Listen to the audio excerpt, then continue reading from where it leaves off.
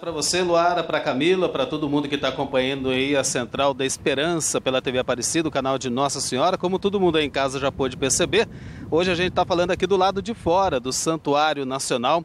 Uma bela imagem, o santuário, apesar de vazio, está muito vivo no coração de todos que acompanham, pelo menos aqui, a TV Aparecida, o canal de Nossa Senhora. Tempo ensolarado hoje em Aparecida. A gente vai conversar exatamente sobre esse auxílio emergencial que foi aprovado pelo Congresso Nacional e deve ser sancionado hoje pelo presidente Jair Bolsonaro, mas aí tem muitas dúvidas, destinado principalmente para o trabalhador informal. Por isso, a gente convidou um especialista para falar com a gente, tirar todas essas dúvidas e outras, principalmente na relação com o consumidor. Tem muita gente hoje com muitas perguntas a fazer. Eu estou aqui com o Felipe Moreno Ramos, advogado trabalhista. Muito obrigado por atender o nosso convite, estar aqui presente no Santuário Nacional. Uma boa tarde para o senhor. Boa tarde, Eduardo. Boa tarde, Luara, Camila, todos que nos acompanham. Primeiramente, parabéns pela iniciativa da Central da Esperança, que nos mantém bem informados e nos dá uma esperança. Mostra que essa tempestade toda vai passar. A gente tem que saber como passar, né, doutor? Exato. Sabendo como passar, a gente vai tirar boas lições de tudo isso. Exato. Tem muita gente em dúvida. Quem tem direito, afinal, a esse auxílio emergencial? Bom, o texto final ainda, como você bem disse, será sancionado ou vetado pelo presidente Jair Bolsonaro nas próximas horas. Enquanto nós estamos conversando aqui, essa apreciação está sendo feita pelo Planalto. Em princípio, trabalhadores informais que estejam inscritos ou no CadÚnico, que é o Cadastro Único de Programas Sociais do Governo Federal, ou microempreendedores individuais, os MEI, ou sejam segurados da Previdência Social.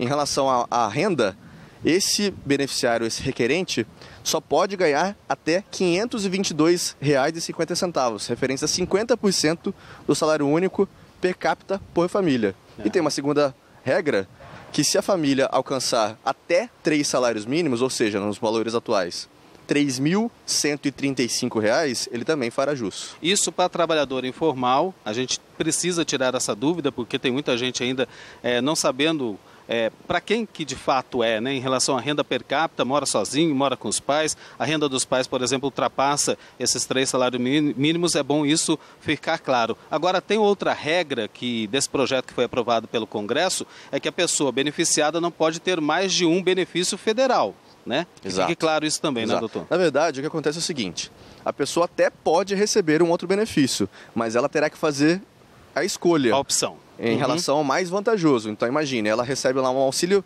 um seguro-desemprego que seja mais vantajoso. Se ela optar por esse, ela vai optar por um benefício de valor menor, R$ 600 por mês.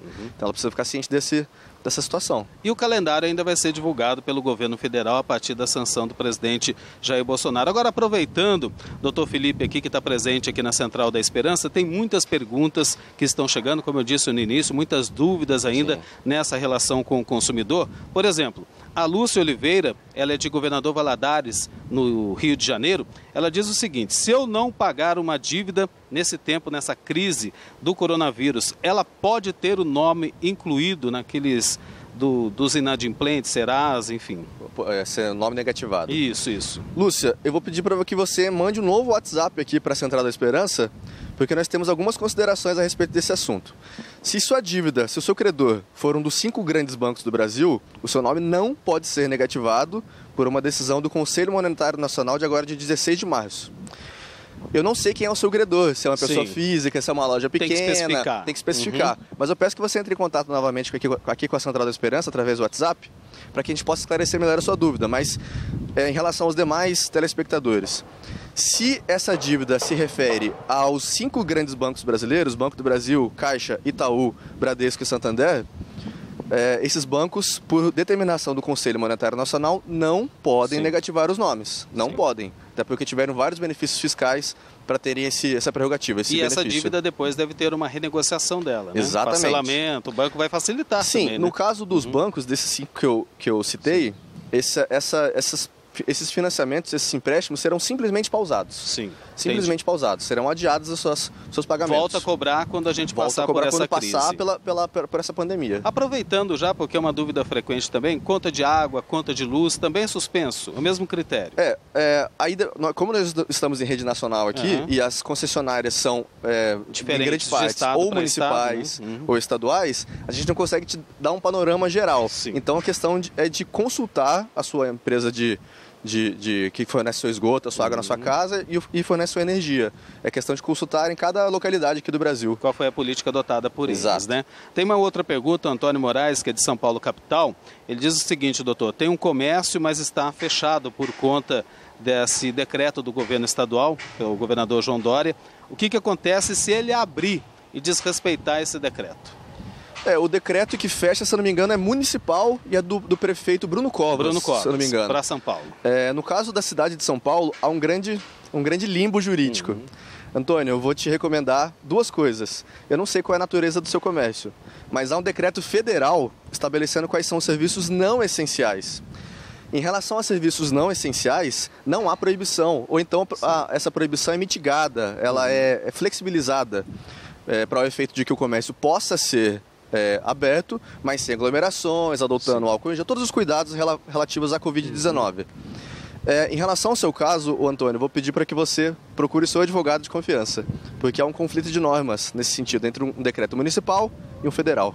Agora também uma pergunta que tem sido muito frequente nesse tempo de coronavírus, a Gilvana de Belém, no Pará, ela enviou a seguinte pergunta. Meu filho, diz ela, estuda em um colégio particular e vem tendo aulas online, como tem acontecido com todos os colégios, né? Não só particulares, como também públicos tem sido assim. Entretanto, não estão dando assuntos novos, apenas assuntos anteriores, ou seja, uma revisão. Como fica a questão do pagamento da mensalidade, doutor? Uma pergunta que muita gente está se fazendo agora. Sim. A gente não pode influir no campo pedagógico. Sim. Como é o nome dela mesmo? A Gilvana, lá de Belém do Pará. A gente não pode influir aqui no campo pedagógico. Nós não sabemos em relação à revisão, se os professores já tinham programado tal prática, a gente não sabe. Em relação às mensalidades, existem algumas discussões do Conselho Nacional de Educação. O ministro Abraham Weintraub, ministro da Educação, tem algumas propostas nesse sentido. Por enquanto, nós não temos nenhuma diretriz clara a respeito da suspensão de pagamento de mensalidades. Então, nós precisamos, eu peço para que você fique ligado aqui no jornalismo da TV Aparecida, porque essa informação pode sair hoje, amanhã. As informações estão a todo momento novas aqui, estão aparecendo novidades a todo momento. Então, peço para que você fique ligado no jornalismo, porque essa informação pode sair ou hoje, ou amanhã, ou nos próximos dias. E essa é a nossa finalidade aqui, doutor, porque a gente presta serviços para a nossa população, para os nossos telespectadores aqui da TV Aparecida, mas também falando dessa positividade, né? Vamos pensar positivo, deixar de pensar negativo. O Canal da Esperança é justamente para levar essa mensagem de carinho, de fé, para todo mundo que está vivendo esse momento tão apertado, tão difícil. Mas a Luara, lá no estúdio, tem uma pergunta para fazer para o senhor, aproveitando a participação aqui na Central. Pois não, Luara? Eduardo, estou repassando uma pergunta que já fizeram para mim, não soube responder, já que temos especialista. O fato é, tem direito a Bolsa Auxílio, esses R$600, só quem contribui para o INSS, mesmo que seja um trabalhador informal? A Luara está perguntando para o senhor em relação à ajuda emergencial que a gente estava falando no início, né, Luara? Isso mesmo. De R$600. A pergunta é? Se só quem contribui para o INSS tem direito dessa bolsa. Se só quem contribui para o INSS tem direito a essa bolsa. Sim, expressamente. Aliás, é uma curiosidade, foi boa essa sua pergunta, porque o projeto, mais conhecido como Corona Voucher, ele altera a LOAS. Ele altera a Lei Orgânica de Assistência Social, Lei 8743. Altera a LOAS, 8742, aliás, perdão. E institui benefício de prestação emergencial e transitória, que é isso que nós estamos falando, Corona Voucher. Só quem contribui, quem era contribuinte até dia 20 de março. Quem era contribuinte até dia 20 de março estava com as prestações ou em dia, ou pelo menos estava no período de graça da LOAS, da Previdência Social, em relação às contribuições, este faz jus. Não adianta agora começar a contribuir a partir de agora, que não vai... não fará jus ao benefício, até porque são 3 meses em princípio. Esse prazo pode ser prorrogado por mais 3, segundo o próprio projeto, segundo o próprio projeto aprovado ontem pelo Senado. É interessante, só para a gente concluir aqui, o pagamento será feito por 3 meses, o período Sim. que está estipulado no projeto, mas assim, eu estava até conversando com o doutor um pouco antes, em relação às aglomerações, que tem sido a prioridade do governo de evitar essa sair de casa para ir em qualquer repartição, seja nos bancos, lotéricas e correios, onde serão pagos esses valores, mas não é presencial, né, doutor? É bom, porque daí todo mundo já vai querer sair de casa para receber. Exato. Muita atenção, é para continuar evitando sair de casa, né, doutor? Sim, a gente não sabe como será a execução do projeto, mas nós já temos uma certeza trazida pelo projeto de lei aprovado ontem. Esse pagamento será feito pela Caixa Econômica Federal e pelos seus correspondentes, lotéricas, agências dos Correios, e a Caixa vai criar uma poupança social digital. Sim. Então, quem beneficiado, quiser requerer o benefício, basta ir à página que ainda será criada pela Caixa Econômica Federal. Como se fosse o cadastro. Exato. E lá vai ter que anexar os documentos, Sim. declarar, fazer algumas autodeclarações nesse sentido, mas não precisa se deslocar, não precisa sair de casa. Muita calma nessa hora. Exato. Doutor, muito obrigado pela participação aqui prazer. na Central da Esperança TV Aparecida, esclarecendo todas essas dúvidas. E quem está em casa, está aflito, precisa mesmo ter essas orientações. Muito obrigado. Eu que agradeço. Boa tarde.